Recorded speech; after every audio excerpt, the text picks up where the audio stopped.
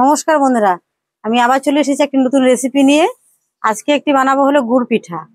তো শীত মানেই পিঠা পায়েস, তো শীত শেষের দিকে, তবু পিঠা খাওয়াটা শেষ করিনি এখনো। তো ভাবলাম আজকে একটা চটপট বানিয়ে ফেলি।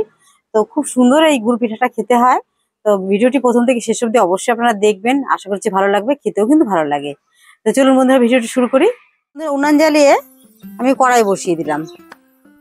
এবার কড়াইয়ে আমি জল দেবো কিছুটা।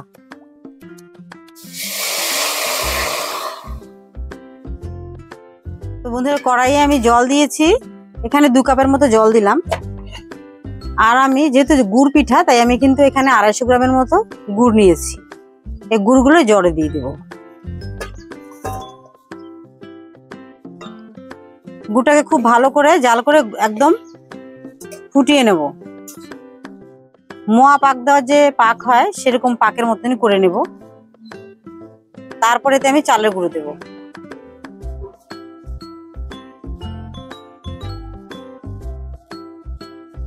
বন্ধুরা দেখুন গুড়টা কিন্তু খুব সুন্দর গলে গেছে, গুড়টা কিন্তু বেশ ভালো পাক হয়ে আসছে। এবার আমি এর মধ্যে নারকেল কোড়া দিয়ে দিব। আমি এখানে একটা নারকেলের অর্ধেকটা কুড়িয়ে নিয়েছি, পুরোটাই দিয়ে দেব। নারকেল কোড়াটাকে দিয়েও আমি খুব ভালো করে আরো গুড়টাকে জাল করে নেব। এই গুড়টা জালের সময় এখানে সামান্য একটু লবণ দিয়ে দেব, একদম সামান্য দিলাম।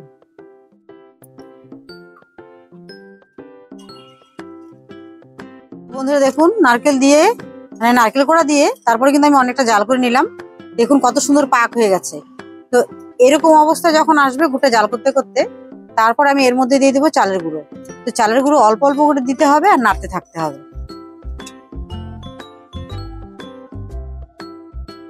একবারে কিন্তু দেওয়া যাবে না, তাহলে দলা পাকিয়ে যেতে পারে। তাই অল্প অল্প করে দেবো, নাড়বো।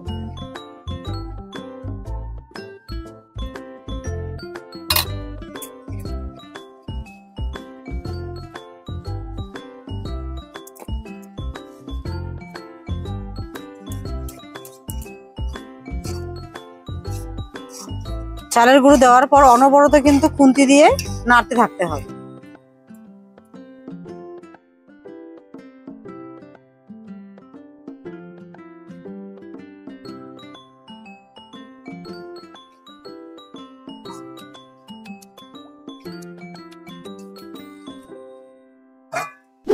তো বন্ধুরা দেখুন চালের গুঁড়ো দেওয়ার পর আমি অনবরত কিন্তু নেড়েই যাচ্ছিলাম। তো দেখুন একটা দলা পাকিয়ে গেছে। এবার আমি কড়াইটাকে নামিয়ে নেব। আমি এটাকে হালকা একটু ঠান্ডা করে তারপর এটাকে খুব ভালো করে কিন্তু ডলে নিতে হবে। তো আমি একটা থালাতে নামিয়ে নিচ্ছি। কত সুন্দর হয়েছে দেখুন, নাড়ু পাকানো যাবে এরকম মানে পাকটা এত সুন্দর হয়েছে, এটা দিয়ে কিন্তু নাড়ুও হয়ে যাবে। এবার হালকা ঠান্ডা করে নেব, খুব গরম আছে, হাত দিতে পারছি না। এটাকে হালকা ঠান্ডা করে আমি একটু গরম গরম থাকতে থাকতে কিন্তু এটাকে হাত দিয়ে খুব ভালো করে মথে নেব। খুব ভালো করে মথে নিলাম। তো বন্ধুরা অল্প অল্প করে নিয়ে হাতের মধ্যে ভাবে কিন্তু আমি চাপ দিয়ে দিয়ে গোল করে নিলাম। এবার আমি একটা বাটিতে দেখুন তিল নিয়েছি, সাদা তিল অনেকটা। এই তিলের মধ্যে ভাবে চেপে নেব।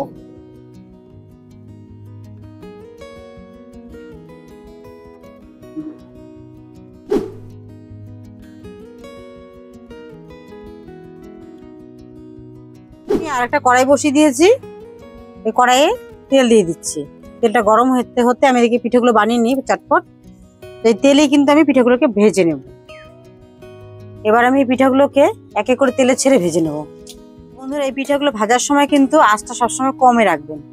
একদম বেশি আঁচ দিলে কিন্তু তিলগুলো পুড়ে যাবে, পিঠাটাও পুড়ে যেতে পারে। খুব কম আঁচেই আমি একবার 3টে করে ছেড়ে ভেজে নিচ্ছি। এক পিঠ হয়ে গেছে, আমি উল্টে দিচ্ছি অপর পিঠটা ভাজার জন্য। যেহেতু গুড়ের পিঠা একটু লাল লাল তো হবেই। কত সুন্দর হচ্ছে কালারটা।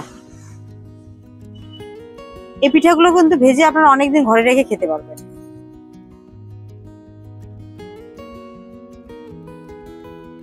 তো বন্ধুরা দেখুন পিঠেগুলো কি সুন্দর ভাজা হয়েছে, এরকম লাল লাল করে আমি ভেজে নিচ্ছি। এবার নামিয়ে নেব।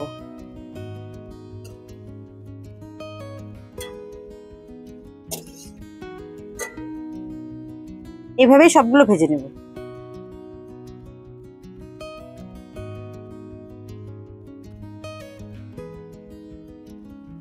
তো বন্ধুরা দেখুন আমার গুড় তিলের পিঠা কিন্তু রেডি হয়ে গেছে। এই পিঠাগুলো আপনারা ভেজে অনেকদিন কৌটা ভরে রাখতে পারবেন, একদম বিস্কুটের মতো, খেতে কিন্তু দারুণ। দেখতেও যতটা সুন্দর, খেতেও কিন্তু ততটাই সুস্বাদু। আমি একটা খেয়ে দেখাচ্ছি, ভেঙে দেখাচ্ছি, দেখুন কতটা মুচমুচে হয়েছে। খুব সুন্দর খাস্তা হয়েছে, একদম বিস্কুটের মতো। দারুণ কিন্তু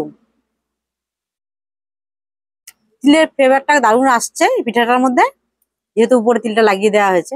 তো বন্ধুরা রেসিপিটি অবশ্যই আপনারা বাড়িতে ট্রাই করবেন। আর ভিডিওটা দেখার পর বন্ধুরা অবশ্যই একটা লাইক দেবেন আর কমেন্ট করে জানাবেন কেমন লাগলো। তো আপনাদের সঙ্গে দেখা হচ্ছে পরবর্তী ভিডিওর সঙ্গে। আপনারা সকলে ভালো থাকবেন, সুস্থ থাকবেন।